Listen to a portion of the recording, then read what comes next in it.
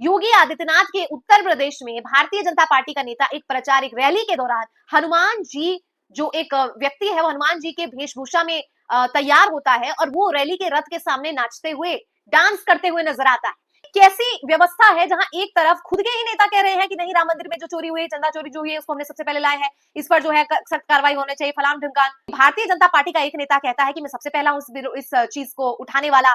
वहीं दूसरी तरफ योगी आदित्यनाथ कहते हैं कि हमने उत्तर प्रदेश में जैसे कार्य किए हैं या इससे संबंधित भी लगता है त्रेता युग आ गया है। और शंकराचार्य बड़ा खुलासा कह रहे हैं कि चंपत राय अनिल मिश्रा इसका मतलब पीछे से चला रहे हैं। तो सच्चाई आखिरकार है क्या? नमस्कार, मैं मेघा स्वागत करती हूँ आपका रियल एक्सप्रेस पर। आए दिन राम मंदिर में हुई चंदा चोरी को लेकर एक से बड़ा एक खुलासा हो रहा है और इसी खुलासे के बीच अब कोषाध्यक्ष गोविंद गिरी का एक बयान काफी चर्चा में है। गोविंद गिरी क्या कहते हैं वो आपको बताने से पहले आपको बताते हैं कि फिलहाल शंकराचार्य जो है उन्होंने भी इस मुद्दे पर कहा है, यानी गोविंद गिरी के खुलासे के संबंध में जो शंकराचार्य है उन्होंने भी एक बड़ा खुलासा किया है। और इन दोनों ही खुलासे से पहले आपको बताते हैं गोपाल राव, वो गोपाल राव जिनका नाम इस पूरे चंदा चोरी में सामने आ रहा है, उन्हें मीटिंग में बुलाया जाता है और केवल बुलाया ही नहीं जाता, वो मीडिया को ब्रीफ करते हुए बताते भी है कि मीटिंग जो है राम मंदिर चोरी, राम मंदिर में चंदा चोरी से संबंधित उसका जो है आगाज में होने वाला है या वो जो है इस स्केड्यूल डेट और टाइमिंग को होने वाली है। मतलब जिस पर आरोप लगे, अब आप मतलब सोचिए कि एक प्रोसीजर होता है किसी भी चीज का, एक प्रोसीडिंग कोर्ट में हो रही है और उस कोर्ट के प्रोसीडिंग में जिस पर जो मुजरिम है, अभी उस पर अपराध नहीं हुआ है साबित, लेकिन जो आरोपी है जिस पर आरोप लग रहे हैं उस व्यक्ति को ही उस पूरे अदालत में जज बना दिया जाए या वकील बना दिया जाए, तो क्या सही फैसला निष्पक्ष तौर पर आएगा? या निष्पक्ष तौर पर फैसला तो छोड़िए, क्या ये न्याय संगत कहीं से भी लग रही है? इसका कोई सेंस बनता है? ठीक उसी तरीके से गोविंद गिरी को इस मीटिंग में न केवल बुलाना बल्कि मीडिया से ब्रीफ करने के लिए आगे कर देना और ये कहना कि इसकी मीटिंग कब होने वाली है इस पूरे संबंध में, ये अपने आप में काफी ज्यादा शर्मनाक है कि गोपाल राव सामने आते हैं, माफ कीजिएगा गोविंद गिरी नहीं, गोपाल राव सामने आते हैं और मीटिंग की घोषणा करते हैं। चलिए अब आते हैं, बताते हैं आपको। ब्रजभूषण शरण सिंह जो है वो कह रहे हैं कि मैं सबसे पहला इंसान हूं जिसने इस पूरे मुद्दे पर अपनी बात आगे रखी थी। ये किस प्रकार का विरोधाभास है कि भारतीय जनता पार्टी का एक नेता कहता है कि मैं सबसे पहला हूं इस चीज को उठाने वाला, वहीं दूसरी तरफ योगी आदित्यनाथ कहते हैं कि हमने उत्तर प्रदेश में जैसे कार्य किए हैं या इससे संबंधित भी लगता है त्रेता युग आ गया है। ये कैसा त्रेता युग है जहां पर राम मंदिर के चढ़ावों को चोरी की जा रही है और राम मंदिर के चढ़ावे में जिन लोगों का नाम चोरी पर आ रहा है उन लोगों को मीटिंग में बुलाया जा रहा है। और कोषाध्यक्ष के बयान से तो इतनी सनसनी मच चुकी है कि अखबारों में जो खबरें आ रही हैं वो अपने आप में एकदम सेंसेशनल न्यूज बनकर सामने आ रही है।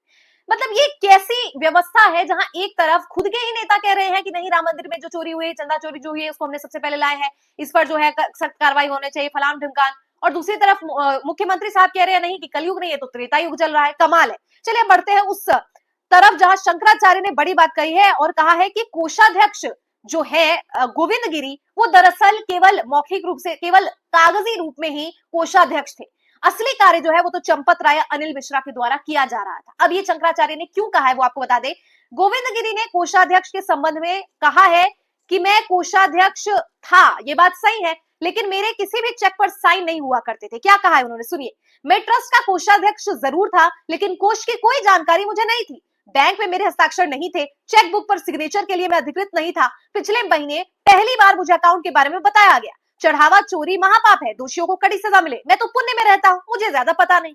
पल्ला झाड़ने के लिए ये काफी है, लेकिन सच है क्या और सच कौन बताएगा? शंकराचार्य इन्हीं की बात को, गोविंद गिरी की बात को कोट करते हुए कहते हैं अगर ये कागजी रूप से कोषाध्यक्ष थे तो पीछे से असली सिग्नेचर किसके चल रहे थे चेक पे? चेक पे साइन करने वाला क्या चंपत राय था या अनिल मिश्रा था? और अगर चंपत राय अनिल मिश्रा में से कोई भी चेक पर साइन करने वाला था तो आखिर गोविंद गिरी को कोषाध्यक्ष किस रूप से चयनित किया गया है?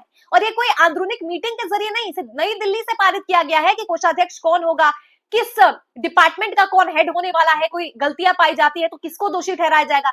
अब जिस पर आरोप लग रहे हैं वो तो कह रहा है कि मैं केवल नामांकित रूप से सिर्फ ओरली हूं कोषाध्यक्ष, सिग्नेचर मेरे चल नहीं रहे हैं। और शंकराचार्य बड़ा खुलासा कह रहे हैं कि चंपत राय अनिल मिश्रा इसका मतलब पीछे से चला रहे हैं।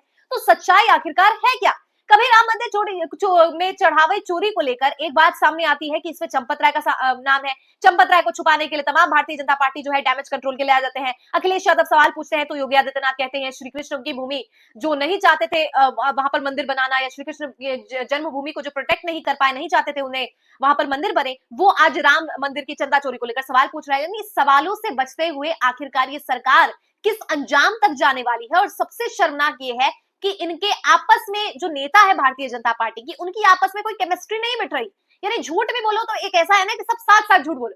कोई कह रहा है गलत हुआ है, इसको बीजेपी जिम्मेदार है, कोई कह रहा है कि त्रेता युग आ गया है, कोई कह रहा है कि हमने सबसे पहले मुद्दा उठाया, कोई कह रहा है कि अखिलेश यादव की गलती है। मतलब कभी भी अपने मुद्दे को सॉर्ट आउट नहीं किया जा रहा है। एसआईटी की जांच के लिए गठन किया गया है, उसकी निष्पक्षता कैसे सुनिश्चित की जाएगी जब कोषाध्यक्ष नाम का होता है, असली में कोषाध्यक्ष कोई और होता है। तो एसआईटी भी गठित करके तो आप क्या ही निष्पक्षता की उम्मीद कर लेंगे योगी सरकार से।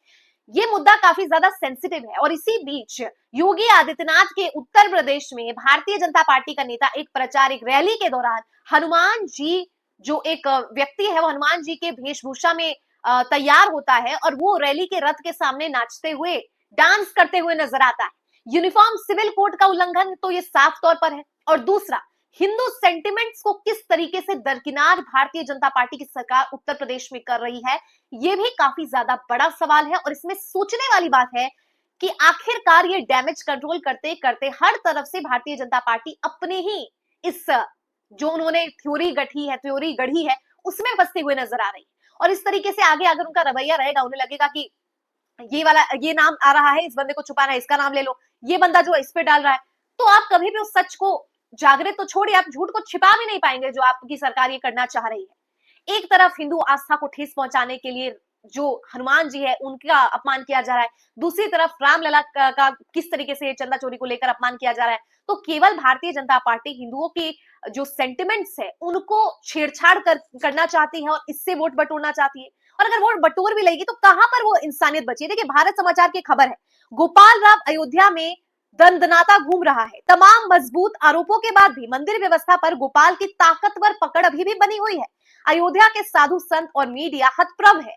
गोपाल ने पत्रकारों को बताया कि ट्रस्ट की मीटिंग कल 3 बजे मंदिर परिसर में होगी और नृत्य गोपाल दास की अध्यक्षता करेंगे। ट्रस्ट के मुख्य कार्यालय पर चंपत राय गोपाल साथ साथ मौजूद है। तो ये जब समाचार भी कह रहा है, समाचार पत्रिका जो है वो भी कह रही है कि गोपाल राव में इतने आरोप होने के बाद भी घूम रहे हैं, मीटिंग की अध्यक्षता कर रहे हैं, अनाउंसमेंट कर रहे हैं, तो ये वाजिब तो कहीं से नहीं है। लेकिन इसका अर्थ क्या निकाला जाए? जनता को बेवकूफ बनाने की जो इनकी नाकाम साजिश है, आज वो पब्लिकली आउट हो चुकी।